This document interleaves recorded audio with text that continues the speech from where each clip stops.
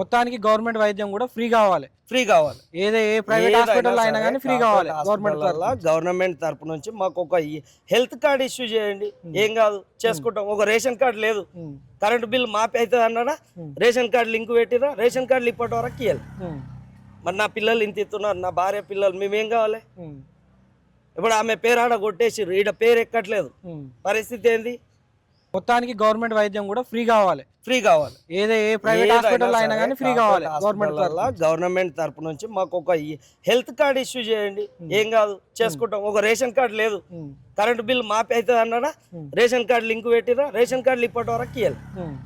మరి నా పిల్లలు ఇంత ఇస్తున్నారు, నా భార్య పిల్లలు, మేమేం కావాలి? ఇప్పుడు ఆమె పేరు ఆడ కొట్టేసిర్రు, ఈడ పేరు ఎక్కట్లేదు. పరిస్థితి ఏంది? మొత్తానికి గవర్నమెంట్ వైద్యం కూడా ఫ్రీ కావాలి. ఫ్రీ కావాలి. ఏ ప్రైవేట్ హాస్పిటల్ అయినా కానీ ఫ్రీ కావాలి. గవర్నమెంట్ తరపు నుంచి మాకు ఒక హెల్త్ కార్డ్ ఇష్యూ చేయండి. ఏం కాదు, చేసుకుంటాం. ఒక రేషన్ కార్డు లేదు, కరెంటు బిల్ మాపి అవుతుంది అన్నాడా, రేషన్ కార్డు లింక్ పెట్టిరా, రేషన్ కార్డులు ఇప్పటి వరకు ఇవ్వాలి. మరి నా పిల్లలు ఇంత ఇస్తున్నారు, నా భార్య పిల్లలు, మేమేం కావాలి? ఇప్పుడు ఆమె పేరు ఆడ కొట్టేసిర్రు, ఈడ పేరు ఎక్కట్లేదు. పరిస్థితి ఏంది?